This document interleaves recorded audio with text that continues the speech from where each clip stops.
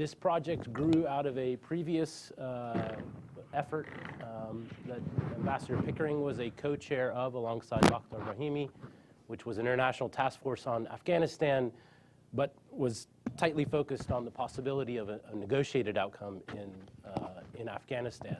That project finished in 2011, and at that time, Ambassador Pickering was quite interested in continuing the focus in South Asia, but moving over to Pakistan, which I think Ambassador Pickering rightly saw as the place where U.S. and international interests predominated. So that work began in 2012. I think what distinguishes our group from previous efforts to engage the issues presented by Pakistan is that it's not a solo American effort. It is a group that is comprised of Americans, internationals, but crucially Pakistanis.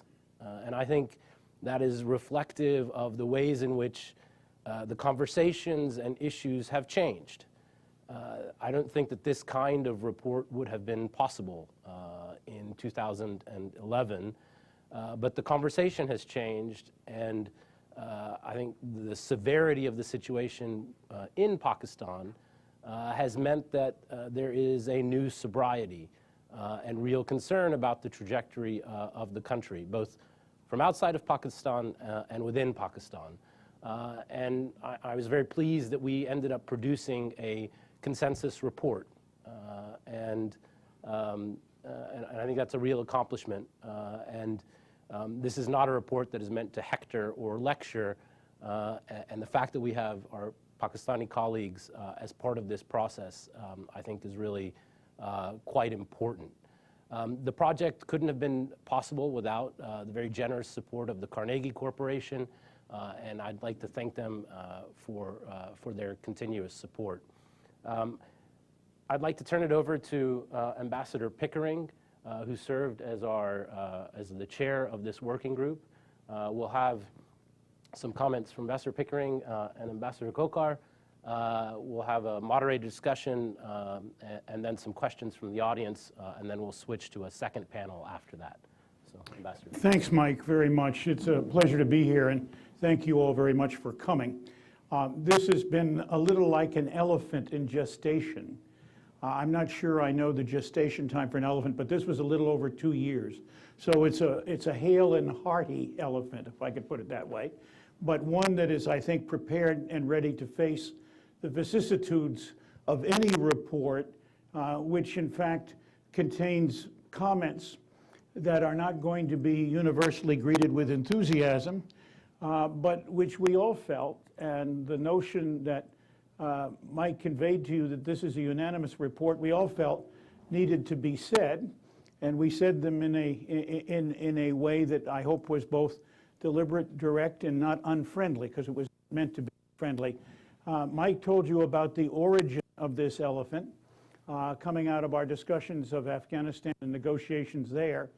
And my sense is that the subject of Pakistan in many ways is continuing to be underdealt with in this country in a serious way. So I'm hopeful that this report will add immeasurably to the focus, the interest, I hope the understanding, and indeed some what I believe are useful positive thoughts for the future.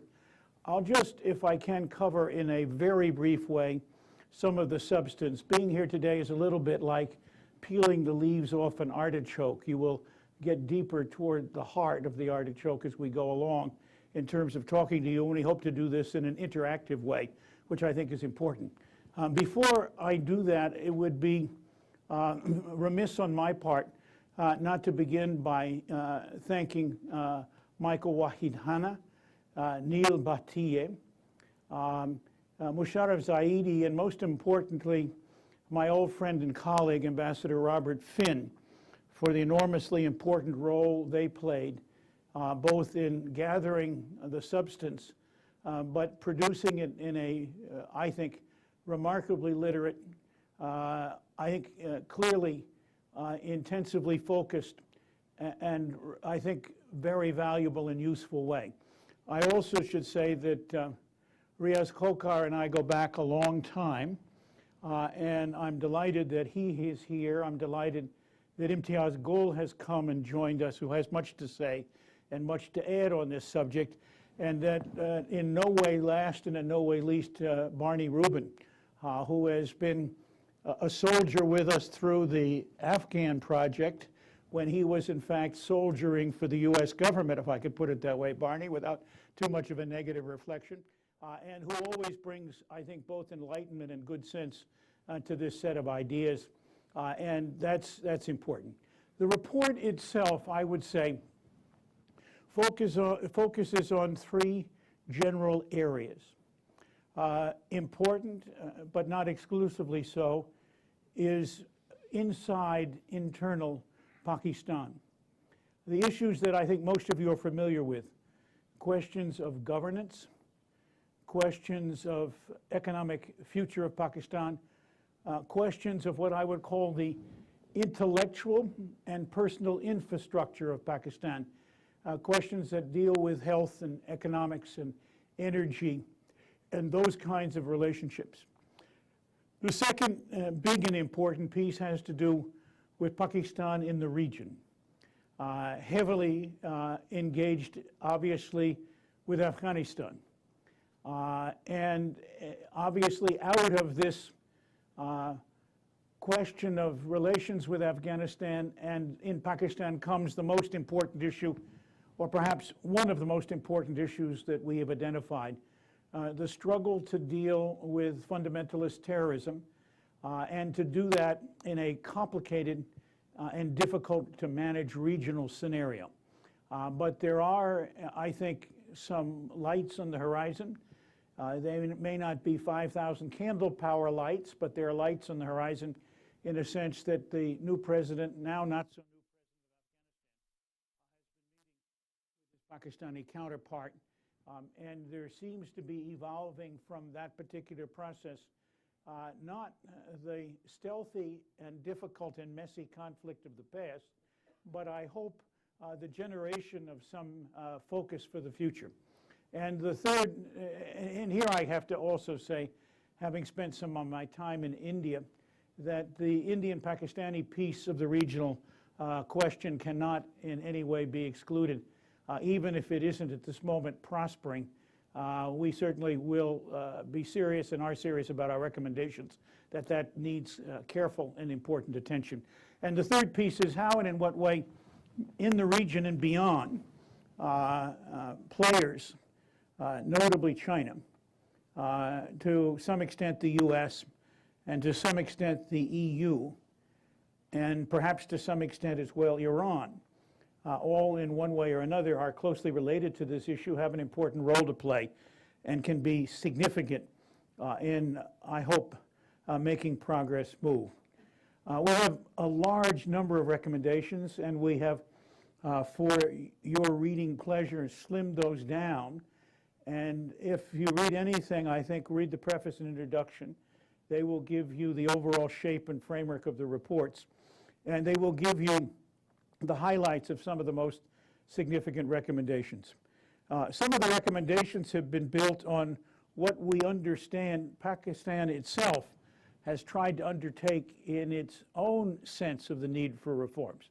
And rather than to second guess and rewrite those, we took for a focus of our recommendations Pakistan at 2025, the national plan, and efforts along those lines. A few highlights of the recommendations. We feel that counterterrorism is important, but not exclusively so. We feel that it's significant that Pakistan should begin to make more of a move towards civil direction in dealing with its terrorism problem, rather than leaving it as an exclusive military preserve. We believe, in fact, that on the economic side, it's extremely important at the base to find ways to reverse the downward slide in education, the downward slide in health. We think it's very important that donors to Pakistan should be thinking about support for a plan, but support for a plan against the backdrop that the plan leads somewhere, that it leads, in effect, to what I guess can best be called, in the best development terminology, graduation, rather than perpetual, if I could put it that way, linkage between the donors and the recipient, Pakistan. We've taken heart, as I said a moment ago, out of the increasing possibilities of better relations and focus between Afghanistan and Pakistan. We believe each ought to, on their side of the Durand line, do everything they can to encourage the process of, in fact, avoiding exporting pieces, if I could put it this way, of the terror problem to the other side. A kind of negative symmetry idea to move questions ahead in that particular area. We think it's important that China be encouraged to continue to play an increasingly important role, and I'm encouraged that China's national interests, particularly in protecting its own domestic environment against the expansion of terrorism, is linked closely with some of the recommendations that we have tried to make in this report and that I think are important. I believe that those are a few highlights. You'll hear more as you go along. I know there are copies of the report out there. I'm not sure that it represents the sure cure for insomnia. I think you'll find it interesting and hopefully stimulating, and hopefully will keep you awake beyond your usual midnight television watching, so you can look at it. And we more than welcome to answer questions, and be more than welcome to have your comments, your thoughts, your critiques, and indeed any of your own ideas. But thank you for being here. And now it's my pleasure to present a former Foreign Secretary of Pakistan, a former ambassador of Pakistan to every difficult place in the world, a gentleman who I've known and admired for many years as a great colleague and a strong friend, and someone who came all of this way to make sure, in fact, that the views of the group from Pakistan would be well represented. So Riaz, without further embellishment, I'm turning it over to you. Thank you very much, Thanks. Ambassador Pickering. First of all, I'd like to endorse what Ambassador Pickering has said about the team. I think it was really a dream team in terms of intellectual capacity and understanding of the issues that we are dealing with in this particular report. I'm personally very happy to be associated with it, and I think we've had some very interesting discussions over the last 2 years or so to bring about this report. We've had this transition from the Musharraf government to a democratic government, first the PPP and then now the PMLN government. And unfortunately for Pakistan, since 2001, since 9/11, we've had very difficult situations, and quite frankly, I don't think Pakistan has seen this kind of difficult period in its history, other than, of course, the 1971 events.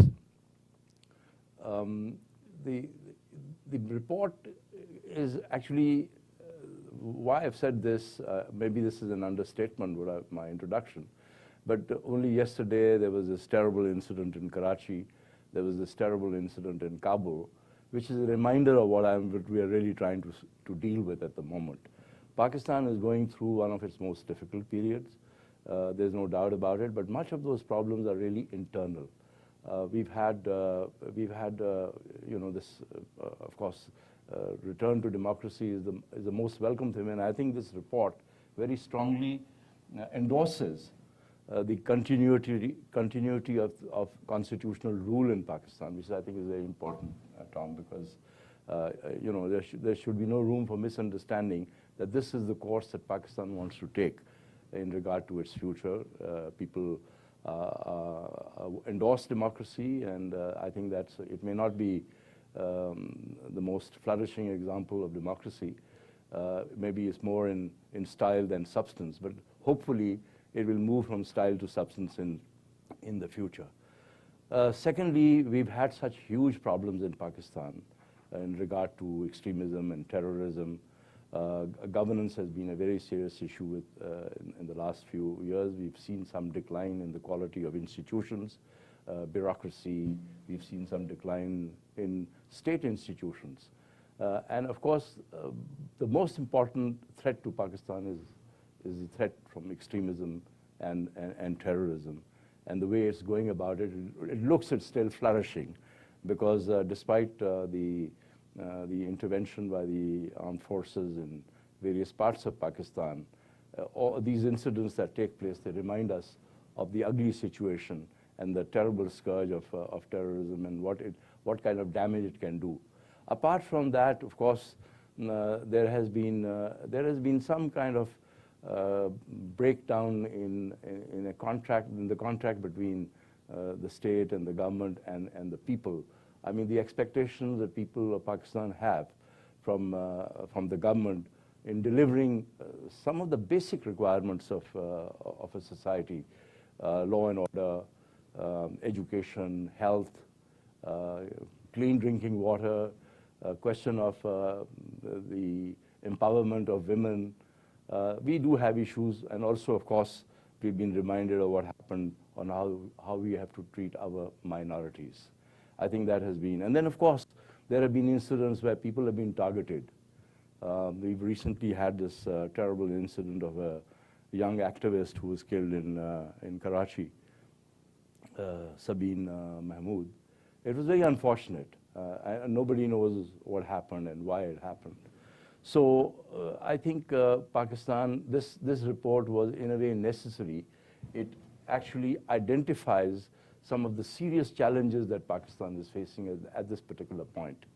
And not only that, it also points to the prospects of some solutions that we have suggested in this particular report. Apart from the internal situation, which is of course a matter of great concern, not only to a large number of Pakistanis, and I think even the common man is concerned about the state of the situation in Pakistan at the moment. So apart from this thing, we have huge challenges in regard to our relationship with Afghanistan, our relationship with India, and the uncertainty of where we are going in these relationships, I think, is causing some concern. We are, I think there is, as Tom has said, there's certainly some light at the end of the tunnel.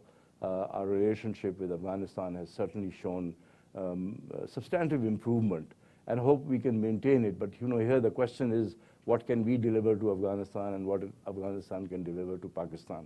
I think this is something, and I think the important thing is that President Ghani has taken a very brave decision to put his sort of personality behind the idea of improving relations with Pakistan. And I think on our side also, Pakistani leadership, both civil and military, have taken a fundamental decision that we have to help Afghanistan, we have to find a solution and see how we can help promote reconciliation in Afghanistan. But of course, in the ultimate analysis, this is going to be between the government and Taliban. They'll have to work out these solutions. But we can only help in facilitating matters. In regard to India, well, there was some glimmer of hope that when our Prime Minister visited India at the time of the inauguration, that was a hopeful sign. But since then, there has been a sort of steady deterioration. But we hope that this is not going to last. And certainly, we also hope that friends of India and Pakistan, that includes the United States, China, and other countries, can contribute to a better understanding between Pakistan and India. Because you see, fundamentally, war is not a solution. And war is not an option for either India or for Pakistan because of the nuclear sort of situation in South Asia. And it's too dangerous. It's nobody wants it. So I would say that the more effort we make. We are certainly keen to have a dialogue with India. We didn't call off the dialogue. It was called off by the Indians. We hope that they will come back, and we should be able to proceed further. Internally, coming back to, there's always this, we think that this report is critical, Tom. Let me tell you, our media in Pakistan, which is fiercely independent, I mean, is tearing the government apart every now and then. So I don't think you should be, or anybody should be so concerned that it's not really bashing Pakistan, or it's not really bashing the government. I think there has been a steady kind of accumulation of problems for Pakistan. But the main idea is that we look at these challenges, we look at these serious problems, and sincerely try and find solutions to it. So I think this is roughly what this report is all about, and we hope that it is taken in good spirit and as objectively as possible. But nothing is final, and nothing is kind of, shall we say, the last word in either the intellectual capacity or understanding of issues. But hopefully, people in Pakistan will take this seriously. Of course, the title is very jazzy. It says Jago Pakistan, which means wake up Pakistan. And maybe this will itself have some kind of an impact on people to say, oh, what is all this about? So let me have a look at it, let me read it. So thank you very much, and we're all ready for any questions that you may have. Well, I'll start off with the first question. I mean, some of the failures of governance and the other deficiencies that we have noted, alongside many others, are known, and even some of the prescriptions themselves are not particularly esoteric. Everybody realizes that the tax base in Pakistan is not sufficient to sustain a country of that size, or any country, frankly.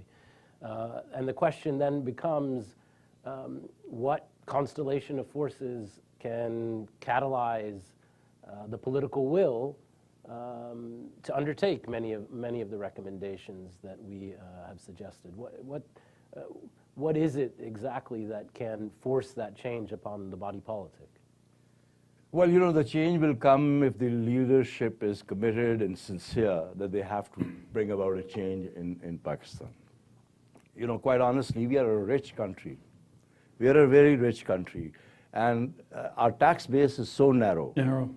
If we all seriously commit that we'll pay our taxes honestly, and that includes some of our political leaders. In fact, there are any number of reports in Pakistani media where members of the parliament have been found that they have not been paying the taxes.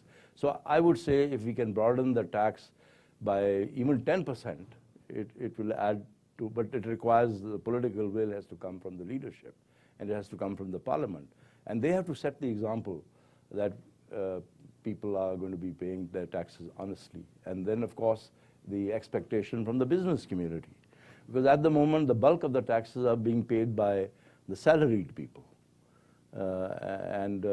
So I think there is this urgent need, and I'm sure that even our friends, our well-wishers, and those who provide us the economic assistance and international institutions are also making an effort to persuade the government of Pakistan to seriously look at this taxation issue. I think we can mobilize a lot of resources within Pakistan, and that would reduce our dependence on foreign aid. That would also, to a degree, give us the freedom to take decisions ourselves. Ambassador Khokar mentioned the support for constitutional governance in Pakistan. We have seen over the past 2 years a gradual weakening of civilian governance. And we're now again faced with the sort of short-term, long-term trade-offs with respect to how the international community engages with Pakistan, where the influence of the military has grown, and particularly in the security side, has again become predominant. Ambassador Pickering, do you have any thoughts about how that balance is managed and what sort of trade-offs that represents to those engaging Pakistan from the outside. Yeah, I have two or three. I think that what I can do to relieve the reverberation here. I think it's important to recognize that Pakistan now has a very weak party system. Much of it, I think, clustered around what are essentially family, clan, and broader regional interest as opposed to necessarily national interest. To some extent, too, it is difficult to tell the military they shouldn't have a role in security. The real effort is to find a balance. And it should be equally difficult for the military to tell the civilians they have no role in security. And this is where I think the change can begin to come. It is a difficult problem because the whole evolution of the military in Pakistan, as you know the history of the country, has been in some ways antithetical to the idea of subservience to civilian rule. And if you go back and look at Muhammad Ali Jinnah, I don't think that was very much in his mind when it started, but that's in fact how it evolved for a whole series of historical reasons. I would say that there are two or three factors that can help here. One is an ability to express the national interest as opposed to narrow interest. Secondly, an ability to sell the military that it helps them, it doesn't hurt them, to have the civilians on their side in supporting and backing up what they're going to do. And to me, that's significant. I think as well, as the civilians move in this area, their role is not to plan the strategy of the next military operation. It is basically to sit with the military and design the strategy which the military will carry out to deal with the overall problem. There is also, I think, a huge role, not for the neighborhood so much as for important states like China and the United States, slightly beyond the neighborhood, to reinforce the notion that Pakistan does best when it's united, working together, as opposed when it is seemingly fractured and squabbling among itself and the various players. And we identified the whole question of security and terrorism right at the top of the list, not exclusively so, because it's interlocked with obviously good governance, or what you might call the effects of ungood governments, bad governance. Let's speak about it, straightforwardly. And so that can help as well. And I think that the neighborhood has a role to play, but that neighborhood, because of the differences in the neighborhood, is going to be less effective. But you can't sit in Afghanistan and you can't sit in India and believe that a galloping terrorist problem in Pakistan is in the best interest of anybody, because we all know those things migrate, and they are difficult problems in that sense. One would hope, Riaz, but you have to answer this question, that countries like Afghanistan, India, and Pakistan, and China might sit down and talk about how and in what way they can deal with the growing terrorist threat and security problem, and perhaps make sure that the civilians are there and that they're part of the dialogue. It seems to me those are all entry points. Those are all useful ideas to put on the table. They all have to do in the long run with the future of the country of Pakistan. And I think that was one of the reasons why I felt it was important at this time, beginning 2 years ago, to sit down and take a look with you, not ourselves, not a made in America solution. I'm sure, given the relationships, and I don't even use the word we enjoy, had gotten bad enough that if we had ever recommended something from the point of view of the U.S. government, you'd have done the opposite. Yeah, well, Tom, you're right, because you see, there is a long history of Army's role in the politics of Pakistan. And unfortunately, the situation is that every time it's the political leaders who provide the room for the military to intervene. I think this is important that the political base itself has to be broadened. It is true that if you look at the last 10 years, it's either the PPP from the Bhutto family or Zardari, and from the PML, the Nawaz Sharif and his family. They are the ones who are really pulling the weight. The question is that they have to take a fundamental decision that democracy has to be strengthened, and only they can strengthen it. I mean, the army cannot possibly help them in that matter. Of course, the army can help them by not interfering. Right. But it so happens that the situation in Pakistan in the last few years has evolved in such a way that instead of decreasing the role of the armed forces, their role has sort of increased in the last couple of years also. Like, for instance, what is to be done in Karachi, what has to be done in FATA. It's the army that actually is trying to lay down the policy, and the politicians really just go along with it. So I think there has to be maybe this civil-military relationship will improve and will mature. I think maybe it needs a little more time. That's one thing. Secondly, on security matters, again, it's really the armed forces that have a major role to play, because that has been the historical experience in Pakistan. So I would say that yes, perhaps we have no difficulty in talking to the Afghans.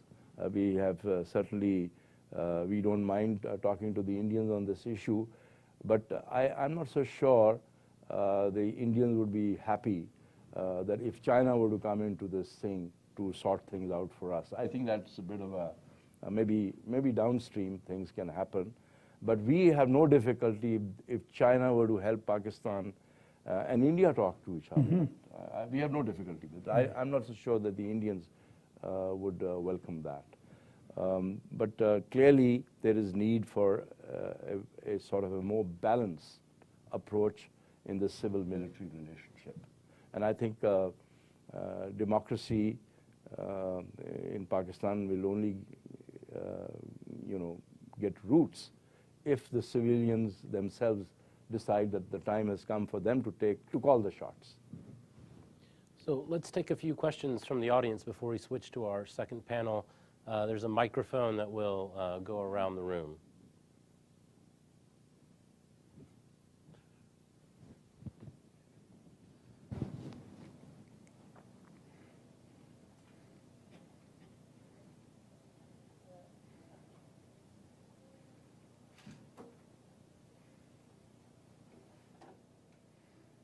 Hello.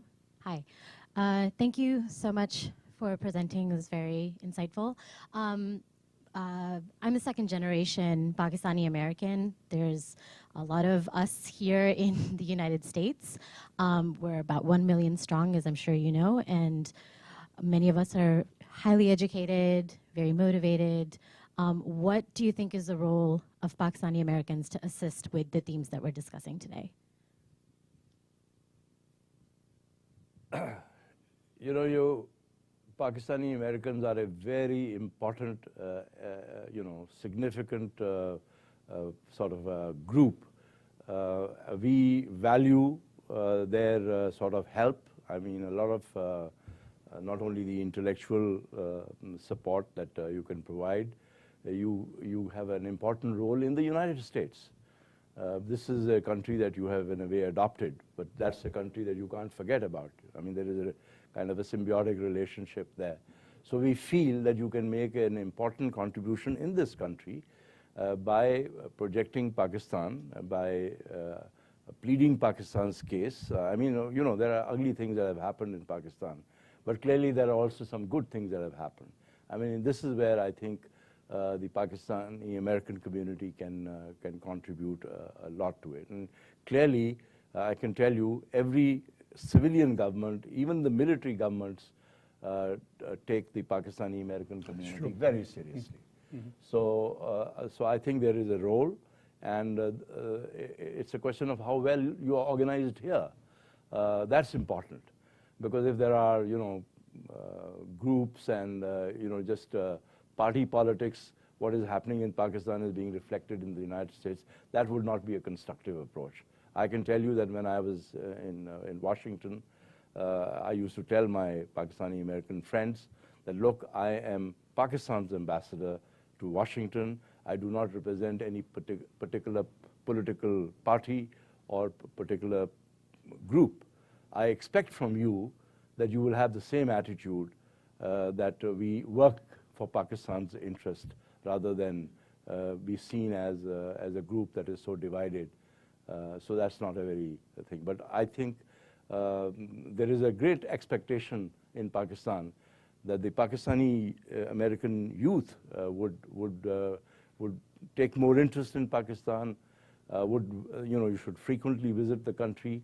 I'm sure you still have relations in Pakistan, and interact with the youth in Pakistan, because not every Pakistani young man or young woman can come out. So that I think would be a very healthy approach to take.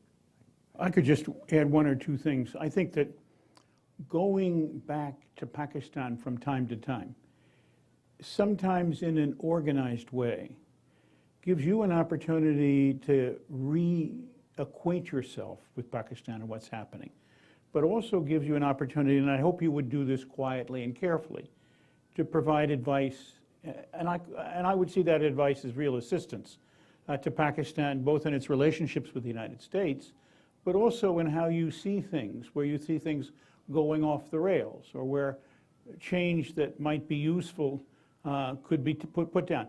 My experience has been that successive leaders in Pakistan have valued their contacts with the Pakistani American community, seen it as very successful, felt that that success was something that merited their attention, and that success could be translated into building what I would call a better dialogue, and hopefully the kind of improved relations that this report is dedicated to trying to engender in the situation. So I wouldn't say you have to go and lead some kind of a march on the Pakistani embassy, so much as use your contacts, relationships, interest in the country, ability to visit, meeting Pakistani leaders when they come here, all is very useful things.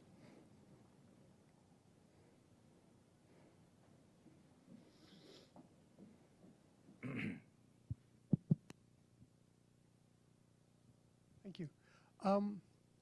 I'm curious to get your response to the developments in the last few days, where the meeting of the Pakistan Army Corps commanders basically said that Indian intelligence is responsible for all the terrorism and extremism in Pakistan. And the Foreign Secretary of Pakistan has made similar kinds of remarks. And now linkage is being made within Pakistan between attacks, for example, on the Ismailis that you mentioned in Karachi, and other acts of violence as being driven by efforts to block the building of this China-Pakistan economic corridor by India. So I'm just curious as to how you think you're going to make progress on the kind of agenda that you feel is so necessary when the military and political leadership in Pakistan is clearly still thinking about how to explain its domestic problems by blaming it all on India, and by even tying something like protests against nuclear reactors and road and rail construction as part of this corridor to China as being part of this anti-Pakistan agenda coming out of Delhi? Well, this is a very complicated issue. It's not as simple. Clearly, there have been problems between India and Pakistan. India has been blaming Pakistan. Pakistan has been blaming India. This has been going on for quite some time.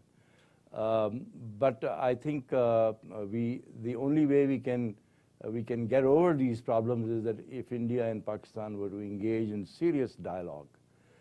Because once you have the situation where you have a vacuum, inevitably, state organizations and agencies, etc., they tend to exploit the situation. So I think between India and Pakistan, it is really absolutely imperative that the dialogue should resume, not only at the diplomatic level, but I would say, in fact, in this report we've recommended, that at some stage there has to be a dialogue even between the armed forces on the two sides. Maybe even in the intelligence agency. In the past there have been some kind of vague contacts, but I think there is need to engage in some kind of a serious effort to get over these issues, because I think it's too dangerous, this blaming each other. And clearly the Corps Commanders Conference, it's a very serious institution. And they must have had some reason to come out with a statement of that nature. About, I think it was 2008 or 2009 when there was this meeting in Egypt between the two prime ministers, and I think Pakistan did raise this matter with the Indian government, and the Indian Prime Minister did take note of it, and of course there was a big issue in India itself against the Prime Minister. But my point is that we need to engage. That's the only way we can get over it. But if we don't, then this kind of charges and counter charges are inevitable. So I'm not aware what exactly. I haven't seen the statement made by the Foreign Secretary, but I did read the statement that came out from the meeting of the formation commanders. So I would say that, you know, this is exactly what should get us thinking, that Pakistan and India have no choice but to engage in a dialogue and find solutions. It'll take time. Now, in regard to the projects, the economic corridor that China and Pakistan plan to build, I think this is something that will be again a contribution not only to Pakistan but perhaps even South Asia can gain from it, and that requires cooperation. That requires understanding. That requires engaging with each other, and that also requires that we deal with some of the fundamental problems that we need to resolve. If we don't address them, I don't think by pushing the problem under the carpet would bring about any improvement in the environment, which is very important. Peace and stability is the only way forward. Peace, stability, and development. This is the only way forward for countries in South Asia. I just add a few things. I agree with what you said, and I think you've made the point. The point is that while we don't know which is the Indian chicken or the Pakistani egg here, we do know the absence of dialogue produces opportunities that are seldom let go by in the domestic political context on both sides to point the figure the other way.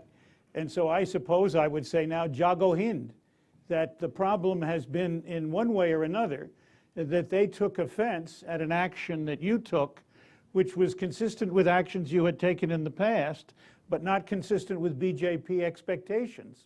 And as a result, that has, put it this way, allowed the dialogue to dwindle to nothing. And I think it's a serious mistake. I was pleased that the Indians sent their foreign secretary a month or two ago, but at the moment that hasn't catalyzed anything. I hoped it would.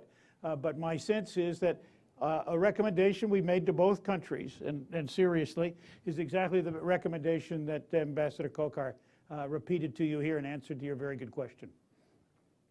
So I think we should probably stop here, and I'll switch places with my colleagues down here. Thanks. Great. Well.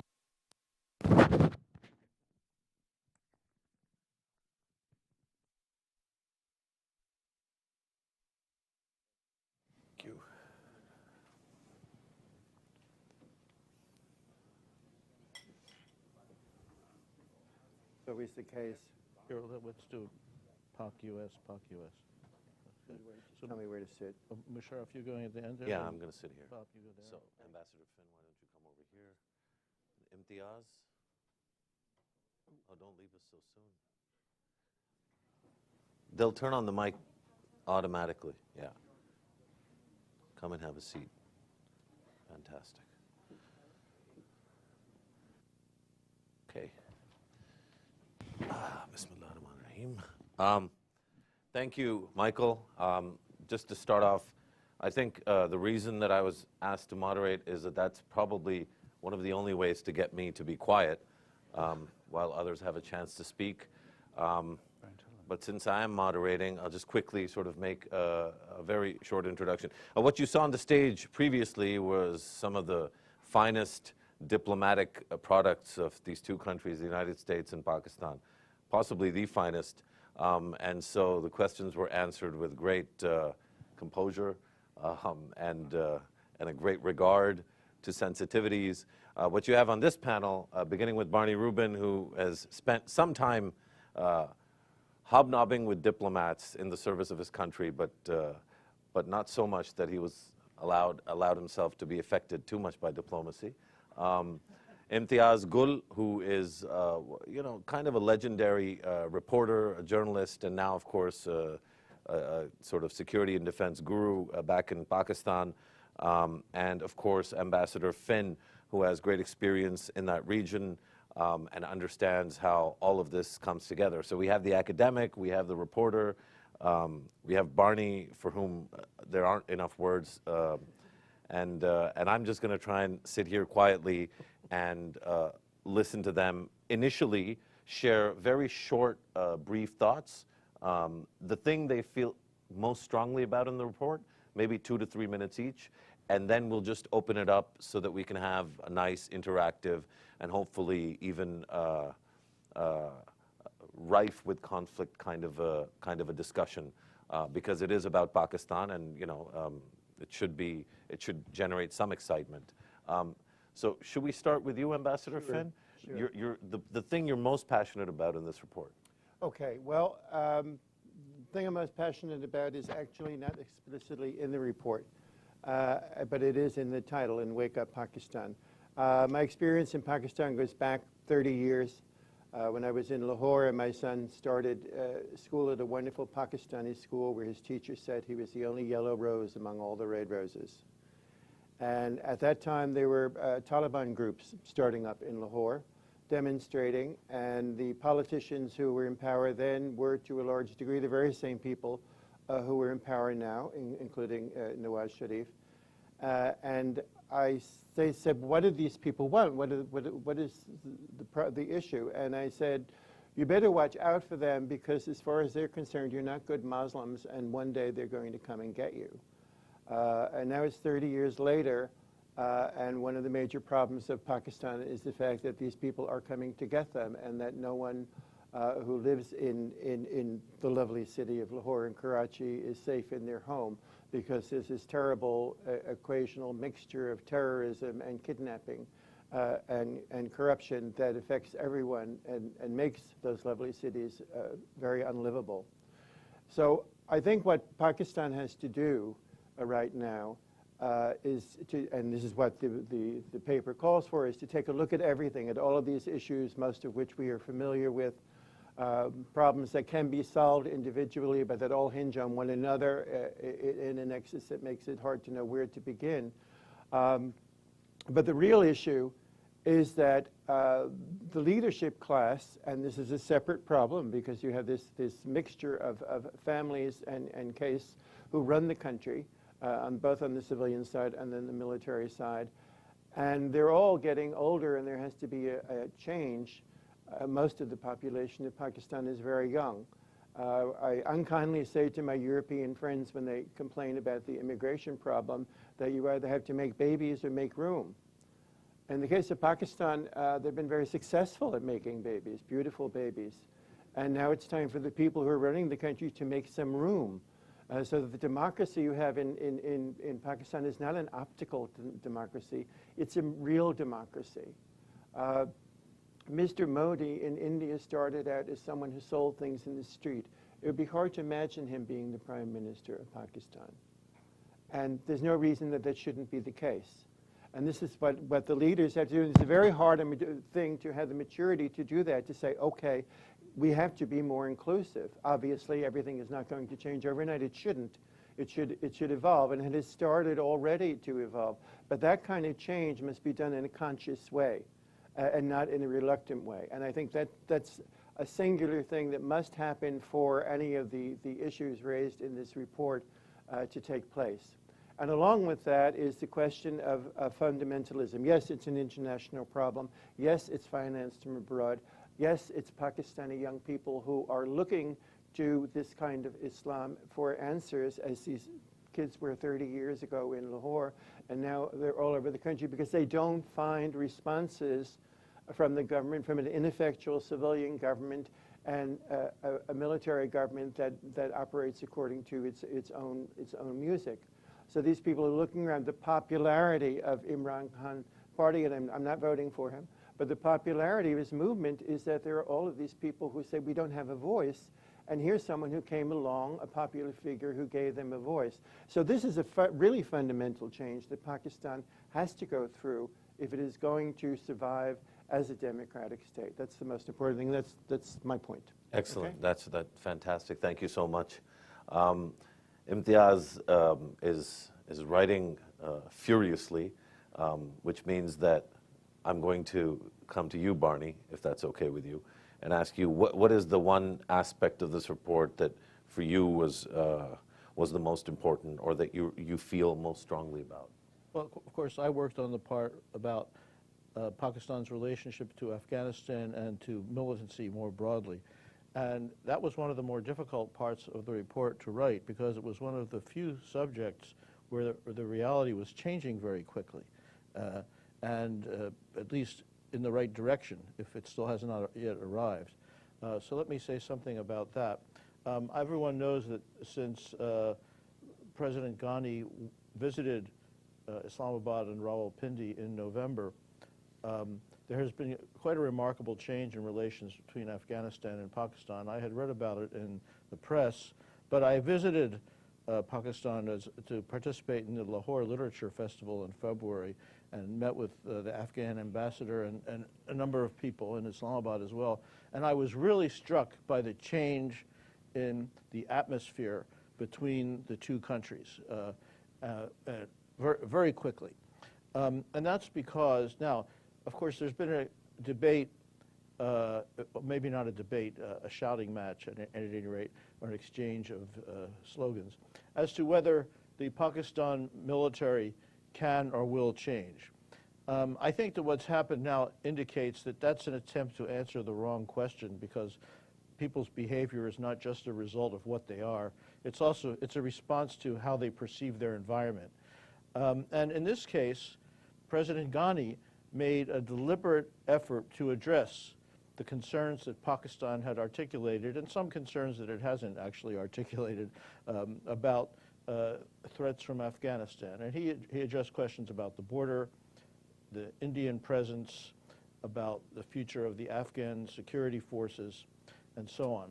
And Pakistan responded. Now, there's another very important factor, which it hasn't gotten as much attention here, which is the very rapid, not quite as rapid as what I was just describing, but the relatively rapid change in China's foreign policy. And in particular, China's move in the past several years toward becoming much more proactive with respect to South Asia in general, Afghanistan in particular, its concern about terrorism in the region, which was originally sparked by China's problems in Xinjiang related to separatism, militancy there, but is now much broader because China sees its economic future now not just in exporting across the Pacific from the coast, but also in developing internal demand in China and exporting to its west into Central Asia, South Asia, and so on, and has developed a very extensive plan known as One Belt, One Road, 2 corridors, for investing in that infrastructure. And that requires stability in the entire region. It's not just a question about Uyghurs anymore. And that has I think it's had a big effect on Pakistan. It's not always possible to detect it because of the way that the Chinese operate. But I think first of all, it's given Pakistan probably more of a sense of security that China will be involved. But also, China's made clear it doesn't want a Taliban government in Afghanistan. It can't tolerate militancy in the region. And it wants its very good friend Pakistan to be on the right side of that question.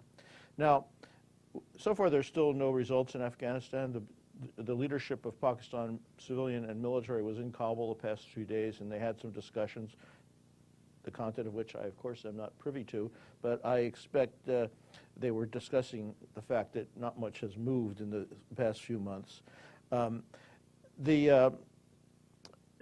course, Pakistan has been militarily engaged against those militants that fight against that attack the state of Pakistan, the Pakistani Taliban and others.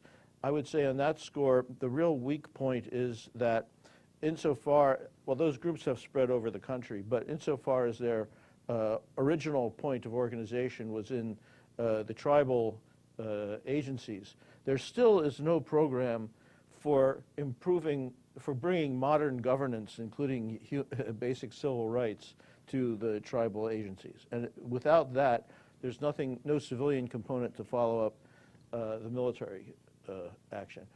And then there are the militant groups, which really have functioned for decades as arms of the state, that are aimed against India and that are based in Punjab, and really have much more of a role in the mainstream political system of Pakistan, and therefore, and it's very good that there hasn't been another Bombay, and I don't know, Mumbai, I don't know to what extent that is the product of luck or Pakistani action.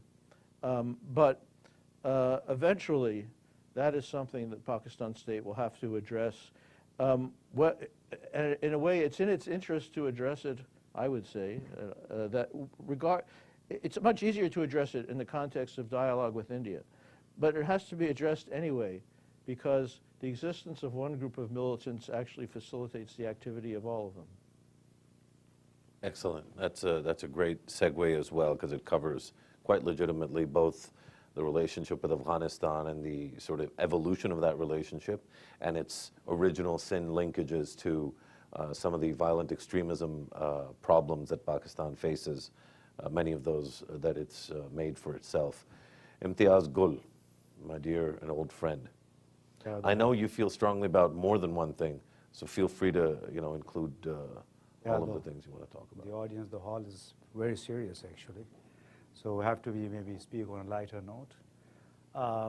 First, good afternoon to everybody, and I must first thank the Century Foundation for having partnered with our institution, the Center for Research and Security Studies, first on the Afghanistan report and now on this Pakistan report, which some of our bureaucrats at the Ministry of Foreign Affairs actually took offense to initially, because we approached them saying this is a task force, and one of the bureaucrats at your former ministry said, well, task force, it relegates Pakistan to the status of Afghanistan.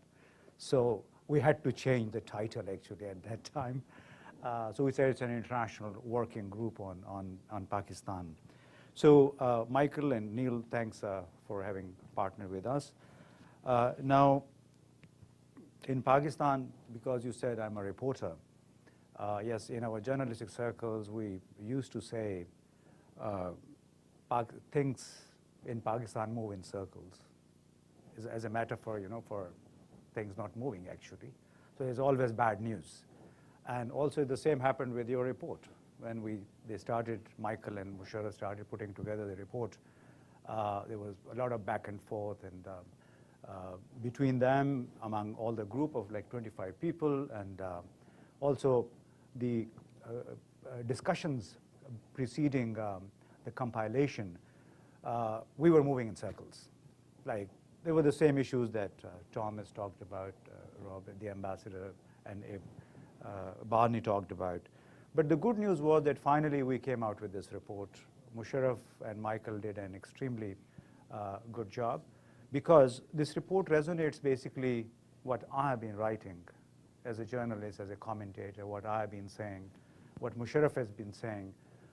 And that probably is the best part, that even if somebody takes offense to it, we will still claim the ownership of this report, because we feel so strongly about the problems that Pakistan has been facing all over.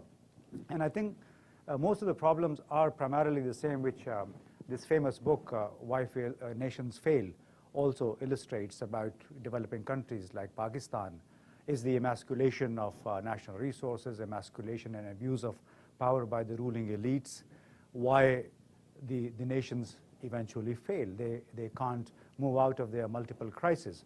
So I think in that perspective, this was very good. And the most striking thing about is, this is my passion, education, that somehow it's part of the recommendation that it has to be reprioritized as an urgent matter, as an urgency, because without education, it's no rocket science. Pakistan can't move. We need skilled labor. We need educated people to deal with the problems.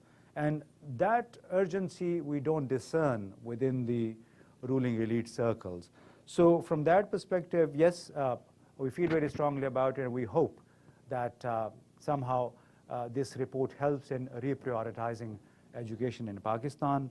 And another subject that we dealt with, touched on, is the rule of law, or absence of rule of law, or porous rule of law. This is also one subject in the Why Nations Fail book, because if there is not enough rule of law, then you see exploitation of the system everywhere by everybody. So I guess the rule of law Pakistan shall have to refocus on, because that lies at the heart of Pakistan's multiple crises. Whether it is the police, whether it is the legal justice system, which is dated like 1860, the British colonial era legacy. And without that, the fight against terrorism, even if the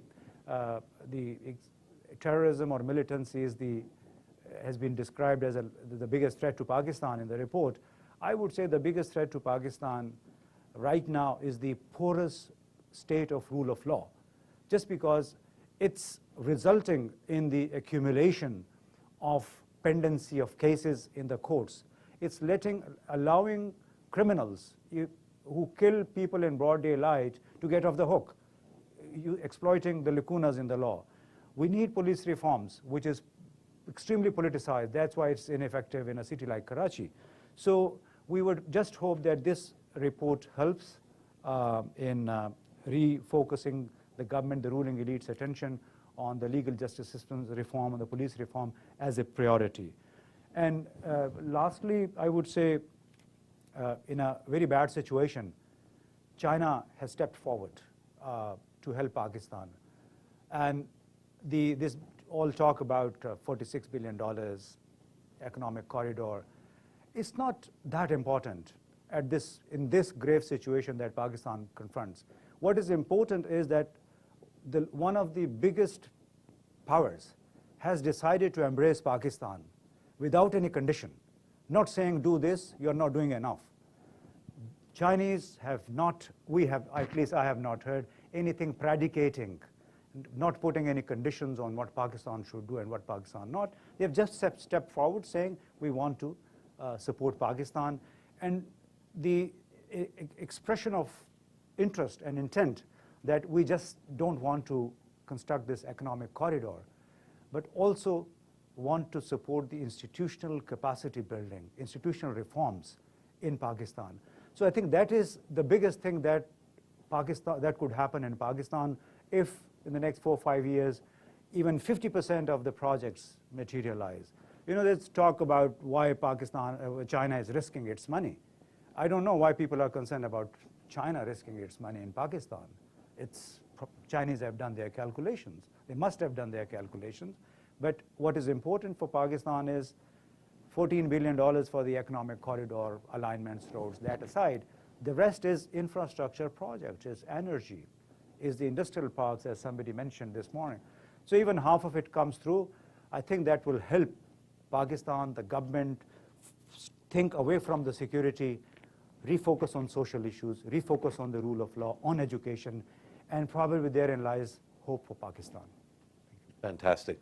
It's rare to end on a note of hope, but Imtiaz has brilliantly sort of stewarded us to a note of hope. On that hopeful note, I think we should open it up to questions and comments, not just of this group, but of the larger group in general. There's a lot of good and old friends here, and some, I hope, new ones. Do you want to? They're thinking about whether to raise their hands and so on. I just want to make one brief response to what Imtiaz said. It's true that the Chinese don't say, do more or we'll cut off your coalition support funds. But there's an implicit message, which is, we want to do all these things for you, but unless you do certain things, we're not going to be able to. You know, if you don't, or if you're not able to provide security in your own country, your major port city, and along your roads, we're not going to be able to do these things. Which means that really for the first time, there's a significant incentive, not just the fear of something negative, but a positive incentive to change things. And generally, behavioral research has shown that incentives are much more effective than sanctions, and it's something which could conceivably affect the entire region. One reason it has been so hard over many decades to orchestrate the complex international cooperation that's necessary to stabilize Afghanistan has been because there's no incentive to do so. But now, with these infrastructural investments, finally there may be such an incentive that people will take the risks to do things that they otherwise would not have done. If I could just, on Yes. that, the point I didn't make was basically this, which is the international community has to re-examine how they look at Pakistan, and basically, going along with what Barney said, they have to start to try to look at it as a partner and not as a problem.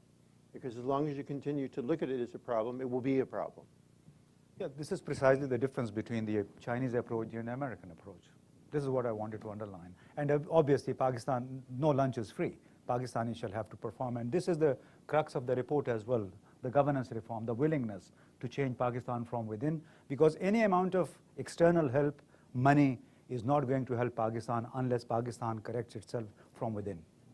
I can see, as you're describing this special relationship that China and Pakistan have, you know, these vignettes from Jerry Maguire come to mind, where the agent, you know, Jerry Maguire is beseeching this star but errant star athlete, help me help you, help me help you. So I think maybe that's the sentiment here, is that, you know, China is asking Pakistan, help us help you. I just want to, but it won't work if people in Pakistan or if people in the region see help from China as something against India, because India it only will work if ultimately it moves to cooperation with India as well.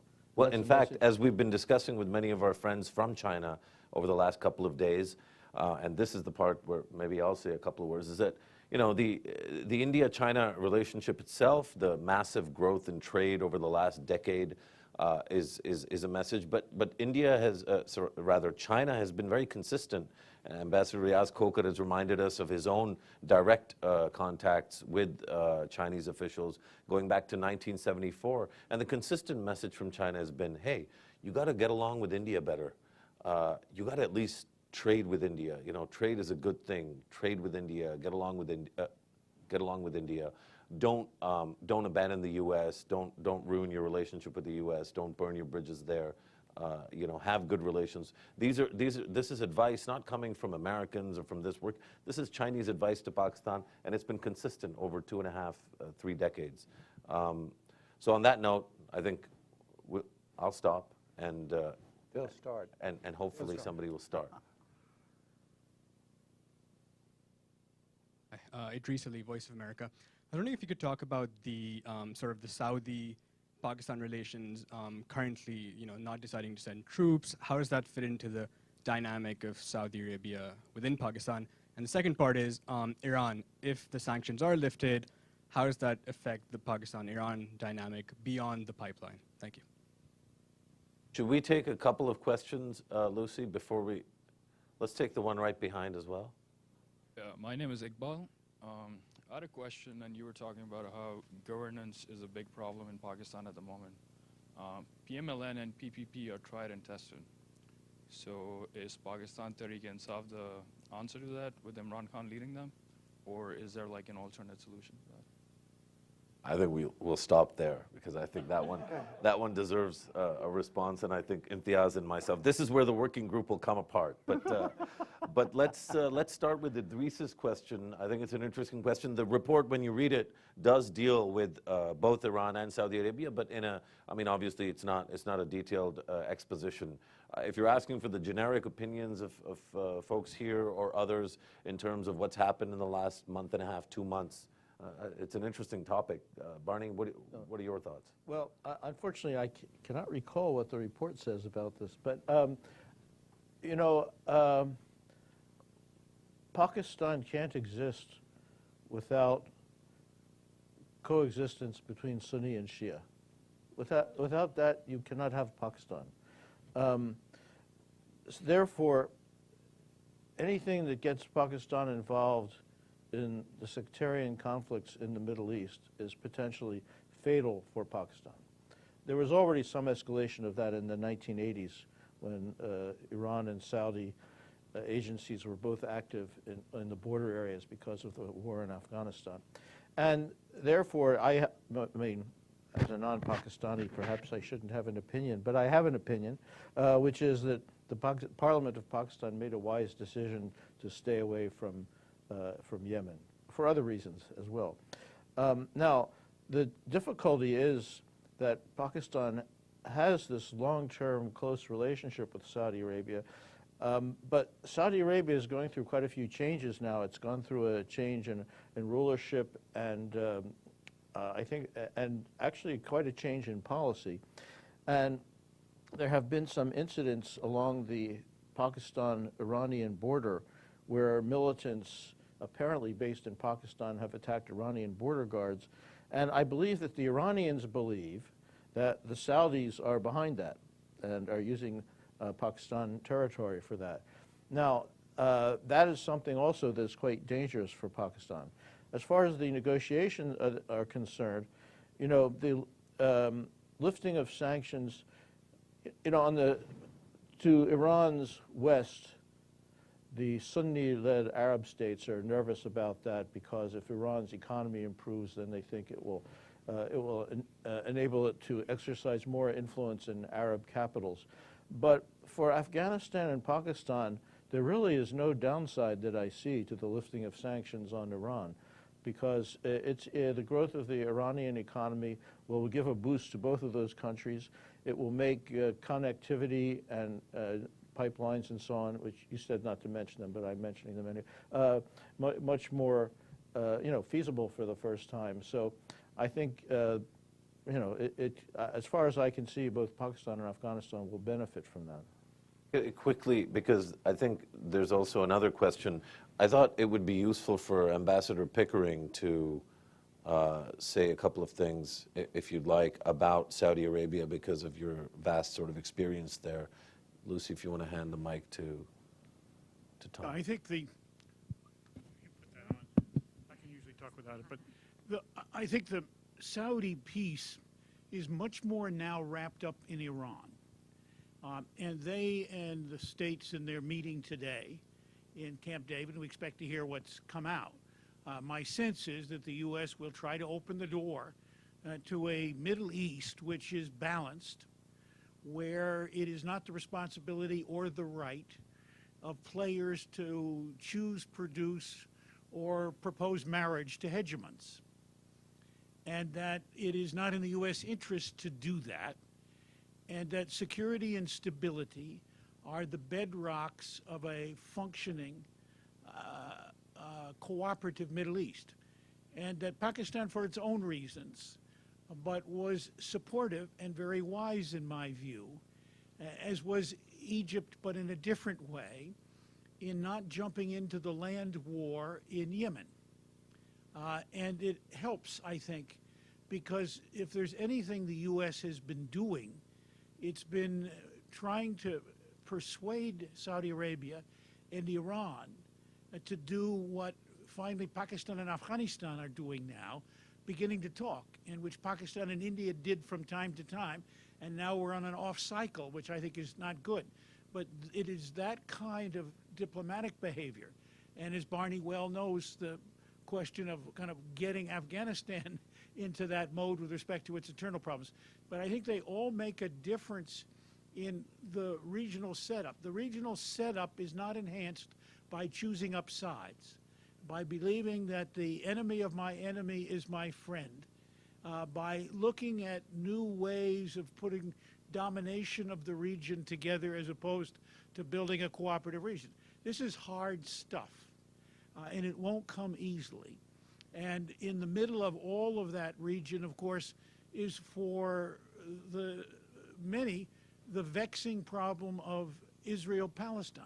And does that get settled? The president is moving, in my view, toward diplomacy as a preferred way of dealing with problems rather than military force. But I don't think you can have one without the other. I think that the diplomacy has to be supported by the military force. But he has now an opportunity. He has an opportunity, in my humble view, to take a lot of vexing questions off the shoulders of his successor. And he will have to consider that. So all of those, I think, play into this very complicated period. And if Pakistan and South Asia make enlightened and helpful decisions, they should be supported and thanked for that. Superb. Imtiaz, did you want to deal with Iqbal's question, or did you have something to say about Saudi as well? Well, I think we have to realize that it's a different Pakistan, which I would say in a clumsy way, but still dealt with the pressure that came from Saudi Arabia. This was primarily because of the final ultimate decision by the government to put the question to the parliament, so take the issue there. So they bought time, and that helped them. So I guess the downside was, the Pakistan is still reeling from the geopolitical alliance of the United States and Saudi Arabia that had once existed, in the form of the many demonstrations and rallies that have been held by radical Sunni parties in Pakistan after the visit of Imam of Kaaba to Pakistan, to different cities. He was treated like a royal guest by many private entrepreneurs. So that is the curse that Pakistan has to deal with, the consequence of the past geopolitical alliances, which Pakistan is finding itself difficult to extricate it from, just because you have these groups socially mobilized, omnipresent. They may be small in numbers, but they have a very big nuisance value. So once the Saudis saw there was no official formal help was coming forth from Pakistan, they launched the other offensive through Imam Kaaba, and hopefully that doesn't work the way the Saudis would want to work. And what about Iqbal's question about the PMLN and the PPP having had ample opportunity, and perhaps it's time for, did you say PTI? Is that the new party that's called? There's a new party in Pakistan? There's a PTI. Something called PTI. Yeah. Musharraf loves PTI. Yep. This is MO, not MU, right? PTI, despite all the shortcomings of Imran Khan being politically very naive, the best thing about him, he's not tainted. No corruption attached to him, no corruption allegations. So if I look at it from a distance, the message that he has put across is of transparency, of merit, of the rule of law. And this is gelled with, well with a lot of Pakistanis who are simply fatigued with the Siri family, with the Bhuttos, with the Zardaris, with the Gilanis. So if you look at it from a distance, and also related to the movements, similar movements in other countries, movements or whatever you call it, it's maybe the PTI time, because people have had enough of these two parties alternating every 3-4 years. So if I were to make a prophecy, maybe the next election is PTI's election. They may not win the majority because now the political landscape is so fractured, so polarized. But they may end up as a majority party. There's no guarantee. However, the campaign that Imran Khan and PTI is leading in terms of the rule of law, this is bringing a lot of pressure on the People's Party, on the PMLN to correct themselves from within. They are playing precisely the role that the Greens Party played in Germany. That Social Democratic Party and the Christian Democratic Union, they had to adopt a lot of good points about the environment that the Greens were peddling. So the same is happening, hopefully, in the case of PMLN and PPP, and whether that guarantees them success in the next election, that is an entirely open question. There's, of course, a track record of parties like PTI, which is basically a populist party, which is they tend to get more and more support as long as they're out of power. But once they're in government, they tend to collapse very quickly because they're basically a protest movement. So if they were serious, they'd be thinking much more about how to govern now. No, but there are a lot of good things happening in the Khyber Pakhtunkhwa. Because I come from that, I know what's happening on ground. So the PMLN and the PPP would like to project it as a protest party which has crumbled under the burden of power. But no, it's not like that. They are emphasizing on institutional changes. I know I come from Peshawar, I know what is happening. But that's why the entire bureaucracy, most of them, the entire contractors mafia, which work with the government, they are up in arms against the PTI because they are trying to revise the rules of the game. And there have been, even the doctors, the paramedics, they're against, the teachers are against the PTI. Why? Because they have introduced a system in which every teacher is required to report. Every single teacher. So that deals with the issue that your campaign has been dealing with, the ghost teachers, absent teachers. Teachers' absenteeism is such a huge problem. So they have introduced coordinates for every teacher. The moment he arrives in the school, or he's supposed to arrive in the school, there's a monitoring center. They know whether he is there or not. And similar is the case with a lot of other land revenue officials, with the finance department officials. The police is enjoying absolute operational autonomy. So not that I like Imran Khan or PTI, but these are the things that are happening on ground. And I think therein lies the salvation of Pakistan as a whole. If other parties could also replicate the same thing, they could win the election as well. I think now, perhaps, given that... Now, I just wanted to instigate him. Now, he's now instigated enough. Well, I think the PTI is actually an extremely important addition to the political landscape in Pakistan. The most important value that the PTI adds to the landscape is the voice and hope that it gives to young people, and the manner in which it engages, especially urban youth, which until basically since the elder Bhutto, this part of the demography, this part of the population hadn't been engaged in this way. So I think that's brilliant.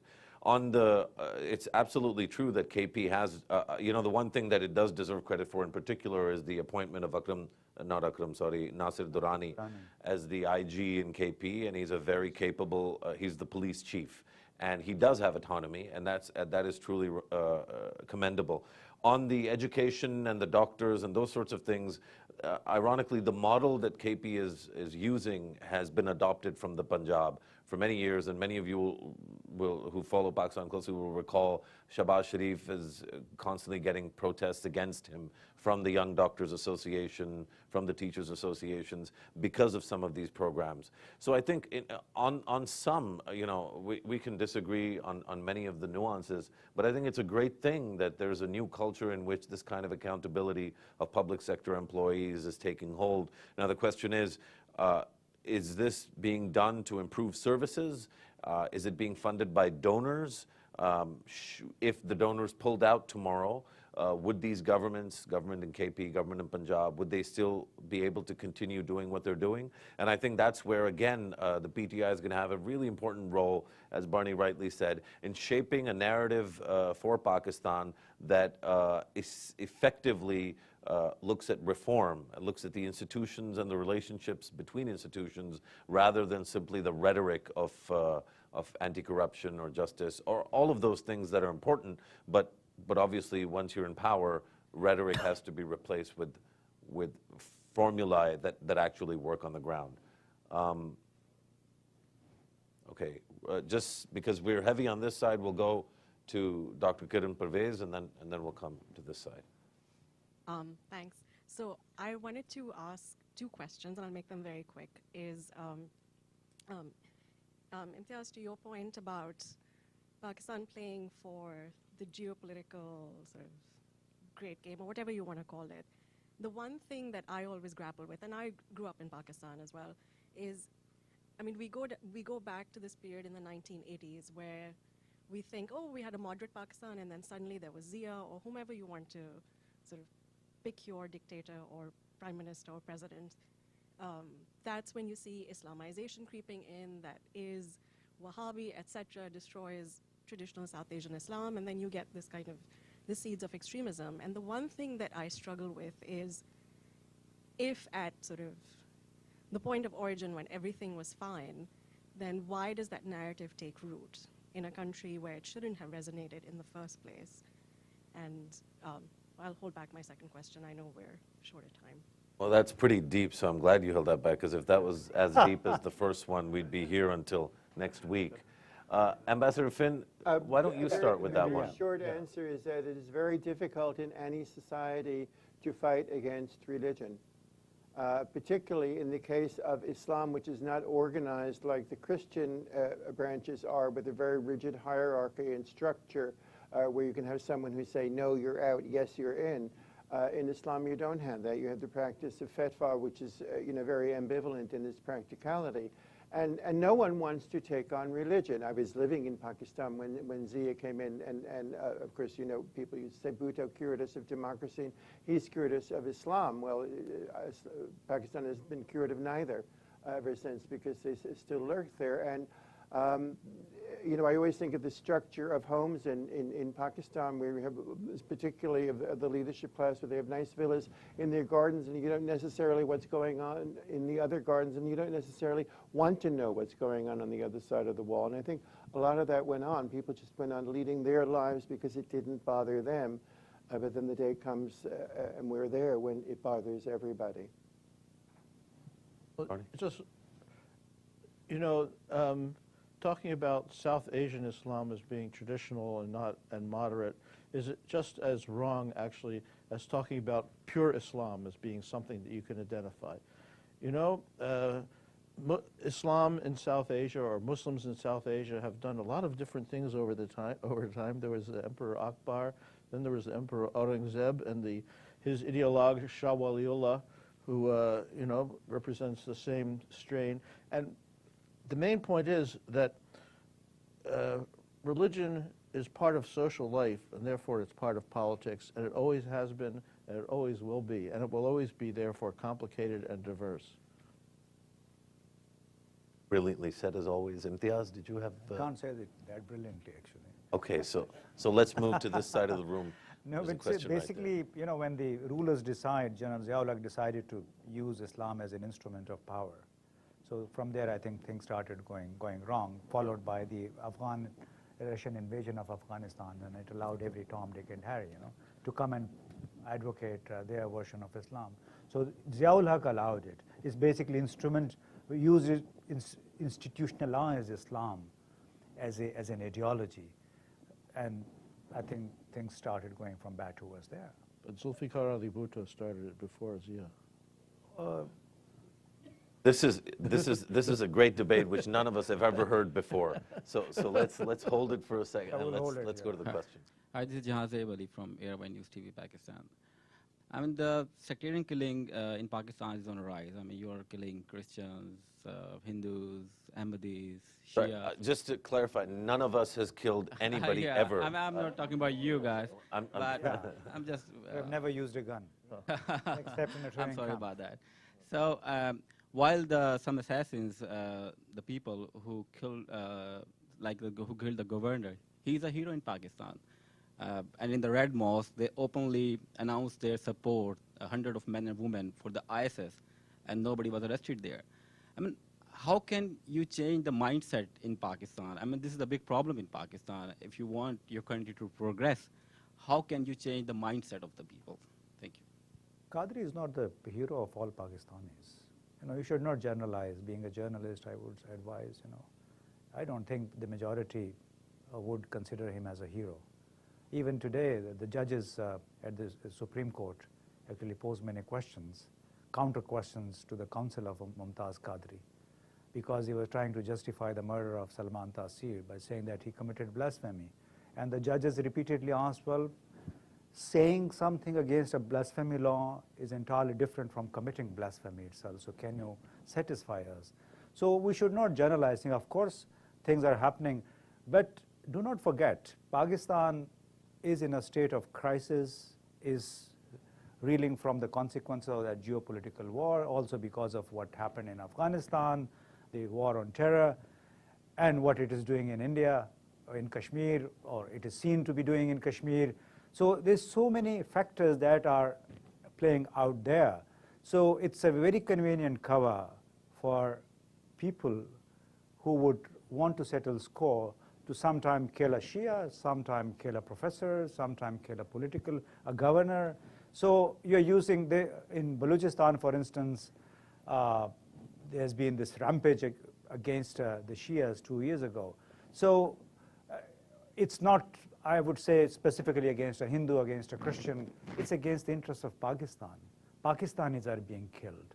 And this is probably the narrative that our government, our people, the media needs to portray, that we must protest and stand up against the killing of Pakistanis, everybody that is holding a Pakistani passport, a Pakistani ID. Yeah, just to sort of further that point, I think we've struggled with this, some of us, I mean all of us really, but particularly those of us that are directly associated with activism in Pakistan of any kind. We struggle with this question about, you know, the protest. 2 years ago at the, I don't even know what to call it because there were 4 of us there, but you know, there was a vigil for Taseer on the 4th of January 2 years ago. And there was 4 of us were there. After the Peshawar massacre on the 16th of December, I think it was on the 18th or the 19th, no, 16th December was the massacre, but the first vigil at Attapara, right outside the Lal Mosque that Jibran Nasir was leading, I saw the invitation to that, and I remember saying to the person sitting with me in the car, I said, this guy's, what's this guy doing? No one's going to go, because we'd been to so many of these before. And then that was at around 7. And at 8:30, I saw on my timeline, there was at least 40, 50 people there. And I was at a dinner, a sit-down dinner, and I sort of tried to get out of it and go. Nevertheless, I didn't get to go that day. I went the next day, and there was like 400 people there. After Sabine Mahmood's murder, assassination really, there was people there. So, you know, the mindset of the people, yes, obviously there are some people, like in every society, there's some people whose mindset really does need to be changed, and I don't think you can change mindsets by force. So we can use drone attacks, and we should, where they're necessary. We should have military operations. We should have well-trained, well-equipped cops to do the dirty business that needs to be done. But ultimately, mindsets are changed by a dialogue and an engagement and a conversation in which slowly but surely, not a conversation over, you know, today or in a few days, but a conversation over years that intergenerationally aims to create a collective ownership of society across all strands of thinking and ideology. So I think it's a longer-term project, but just the point I was trying to make with the protests is, I don't think even if we multiply these protests by 100,000, let's say we got 500,000 people out at any of these events, where is the tipping point where the state begins to do what it's supposed to do? Because it is not the job of activists and protesters to equip and enable the state to do its job. The job of the state has to be done by the state. And so, you know, part of it is changing the mindset, which is a longer term vision, and it's a shared vision. I think we all agree that that needs to happen. But part of the sort of trick is to be very clear that the state needs to act now, not yesterday. You know, certainly, well, definitely yesterday, but not tomorrow, not 2 weeks from now after a new committee or a new commission comes out with a new report, not because Tom Pickering and companies say so, but because it's our national interest and it's our future. And so we absolutely, right now, have to get the state to act like a state and do the things it needs to do to give people the security and safety that every human being and every citizen of Pakistan deserves. Just to say one thing, I learned something positive in Saudi Arabia when I went there a couple times. They have a relatively successful de-radicalization program. And I spoke to the man who was the head of it, and he said, terrorism is not caused by extremist ideas. Terrorism is caused by terrorist organizations, which can recruit people with extremist ideas. And therefore, it's really another way to say what you said, but it's rule of law that is the key. And what I wanted to say. Absolutely, yeah. The state has to enforce the law. This is the foremost prerequisite. Raza. Raza. Thank you very much for a very engaging discussion, and I also went through the report, which makes very valid points. But I think on some of these questions about religion, I think we must not continue to apologize for the fact that it is part of social life. I mean, there are Indonesia is also a Muslim majority country. Why don't you have violent, toxic madrasas there, which are out to kill both Indonesians and the neighbors? I mean, there are many other Muslim countries. I mean, there are 1.5 billion Muslims. Why is it in Pakistan that a 30-year-old seminary mosque madrasa now, which has turned into social welfare network, comes and threatens people? The current federal information minister made a few critical remarks about the madrasas, and he's now been given death threats. There are banners on the streets of the capital saying that he should be hanged. So, so yes, law enforcement is absolutely required. I think that's a very valid point.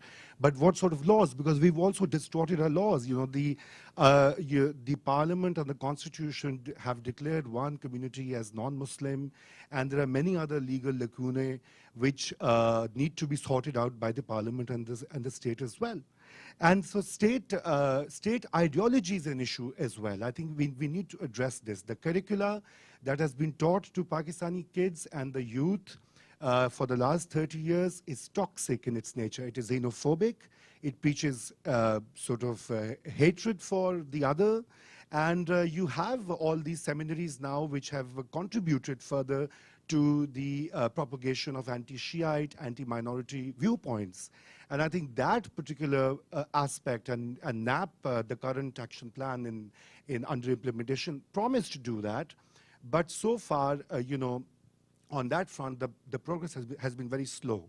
The militaristic side has been very effective in the sense that, they have been cleaning up hideouts of the TTP, etc.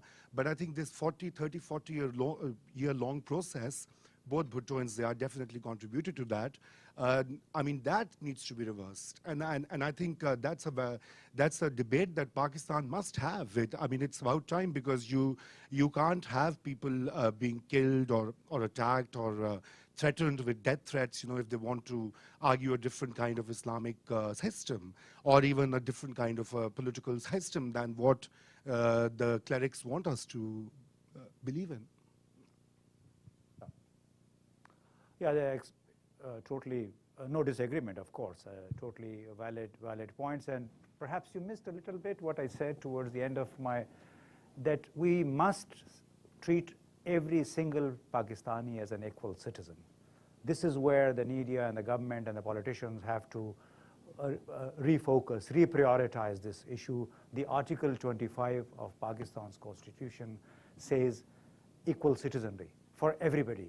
So this is what should be on the top of Pakistan's article within the Pakistani constitution, and this is what everybody has to adopt as a guiding principle for the citizens of Pakistan. So maybe you want to say something? No, I would just say, are there public figures who are speaking out and saying this? Are there politicians who do it? I mean, I absolutely agree with your point. In Turkey, where an Armenian editor was killed a few years ago, there were and still are demonstrations with thousands of people wearing badges saying, "We are all Hrant." because people know that, because he's a Turk. He's not an Armenian. He's a Turk. It's the same thing. He's not a Shia. He's not a Yazidi. He's not a Christian. He's a Pakistani.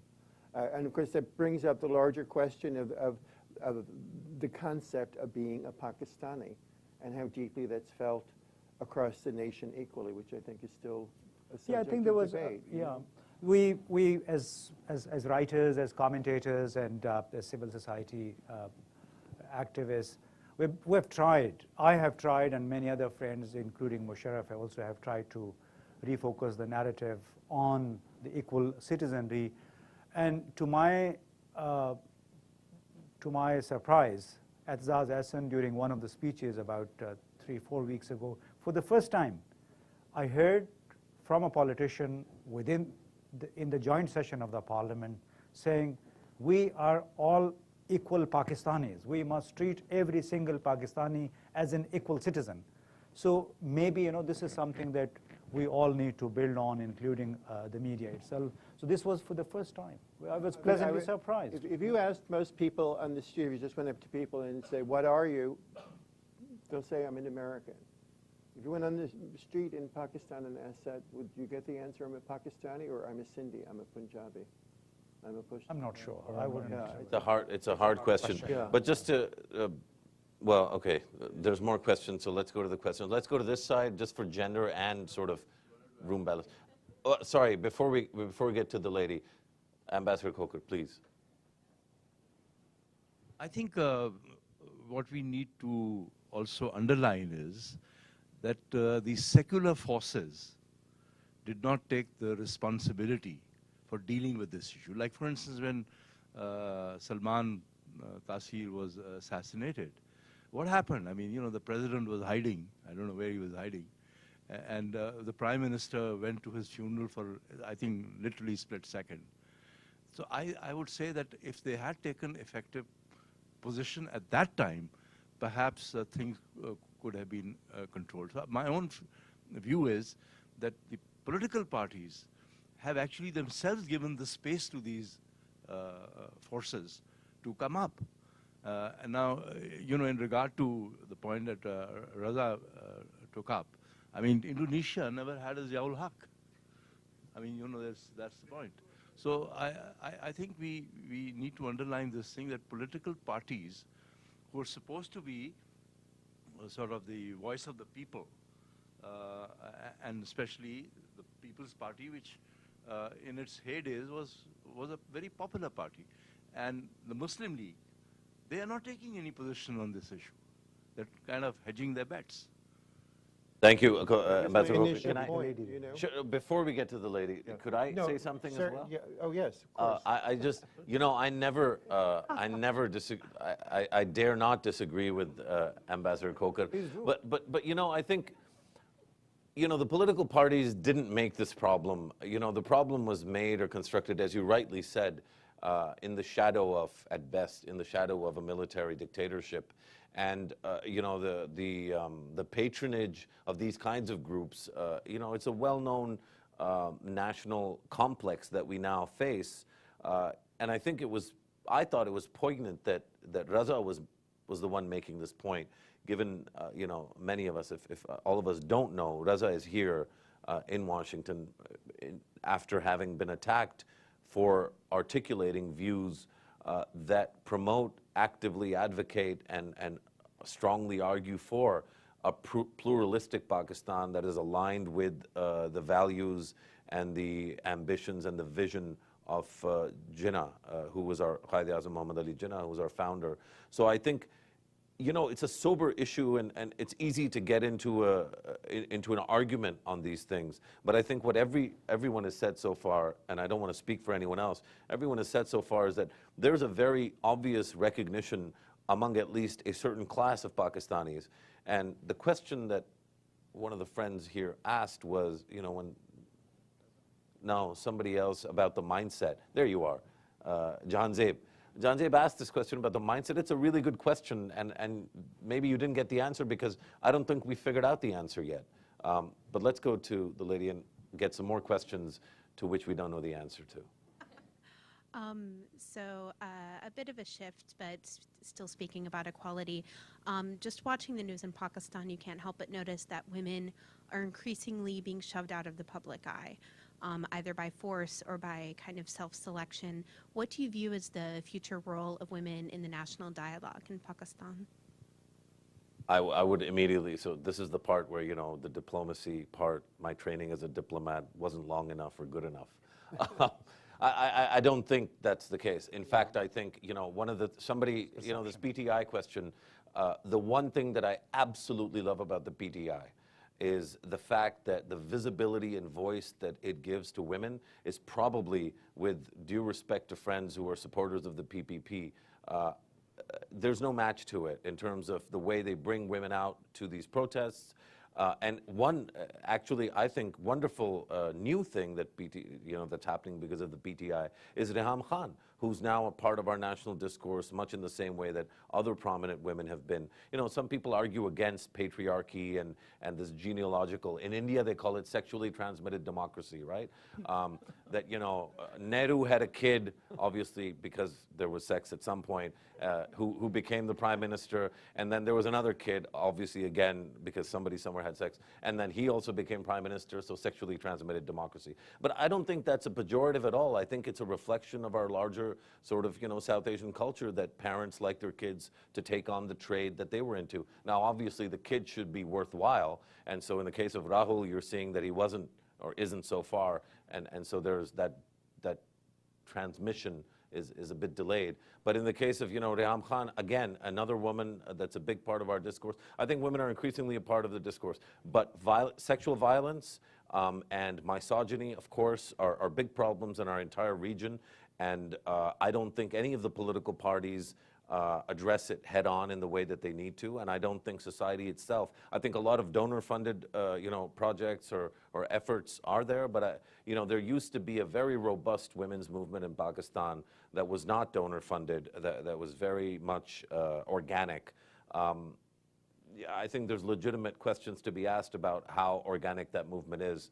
And there's people in the room who know more about this than I do. You wanted to say something? No, that's okay. Great. There was a question on this side. That gentleman's been waiting longer. Oh, you want us to wrap up? I just started having fun. So last two quick questions. Yeah, there's a question on this side. We'll come back. Of course, Anwar. Nice. Everybody knows Anwar Iqbal. Thank you. Just going back to what you guys were discussing is that the state needs to take action, that the law needs to be enforced. And this is always discussed, always argued, but what I do not understand is why the state fails to implement its mandate, why the law is not enforced. What is preventing us? I mean, are people still not convinced that they need to take action against these people now? What are they waiting for? Let's take the next question as well while we think about how to answer that. This is the last question. Did you have one? No? Okay, so the last question. Thank you very much. I just wanted to quickly ask, we've been talking a lot, and the previous panel mentioned that the only way to strengthen good governance and rule of law was if the political leaders themselves kind of take action, assert themselves, assert the need for good governance. I was wondering if there's any relationships Pakistan has that are detrimental to the pursuit of good governance and rule of law, and kind of how the international community can help it deal with relationships that may or may not be affecting this. I have a sense there's something deep and intense buried in that question. I'm going to get to it. But let's answer the first question first. Anwar has basically asked the million-dollar question. If you ask me honestly, I don't think anybody actually knows, but I think we have different theories. Starting with you, Imtiaz. Yeah, but have they not realized? Do they not care? Why isn't the state acting? I think that's what Anwar is asking. Yeah. So when you talk about state, what is state? Is it police, the military? The whole gamut, the whole range of instruments of the state. It's a multitude of factors. I mean, you can't pinpoint one. Just it's a political lack of political will. Basically, like we touched on this earlier, that the police is extremely politicized in the three big provinces, which basically prevents them from performing their duty according to their charter. And then the social structures, socio-political structures, like how the politicians basically emasculate law. So they wouldn't want the law to be better because that reduces the space for them to exploit that law. So I think this is maybe one reason, and of course the other reason is the predominance of the security establishment as a result of many factors, the two prolonged interventions, and then our engagement in Afghanistan. Somehow it has, the security establishment has trumped the civilian law enforcement, which is, I would say, inefficient, corrupt, not very poorly trained, and not up to the mark in this day. I mean, in the last 14 years, we should have turned the situation around. For counterinsurgency, for counter-radicalization, I think the police basically remains the best tool to fight, whereas it has remained secondary in this fight. And that's why we also can't find many answers to the insurgency that is raging in various parts of the country, because the army is just a fighting force. It's for surgical strikes, surgical operations. The insurgency is basically rooted usually in the community. It has to be fought from within the community, and police is the first contact point for that.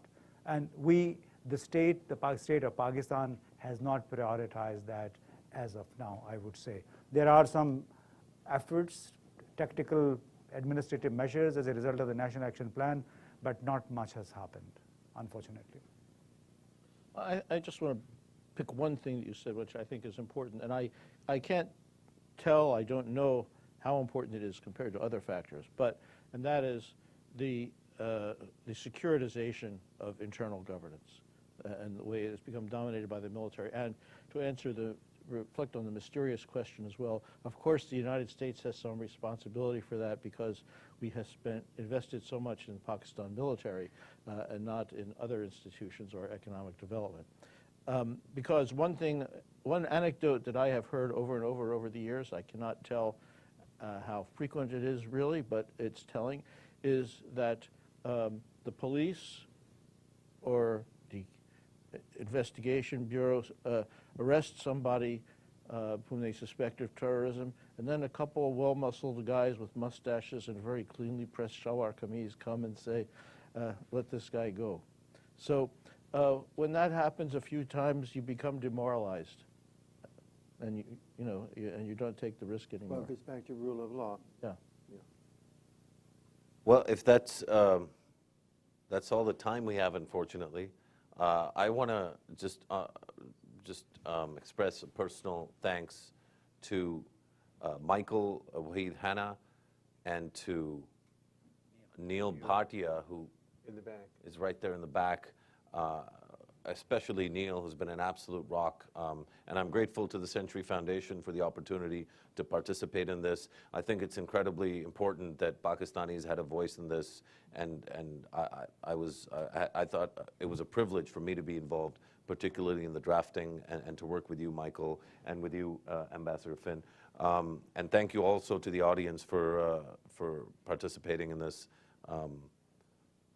I'd just like to add that I was very kind of Ambassador Pickering to give me the big compliment, but in fact, those are the guys who did all the work.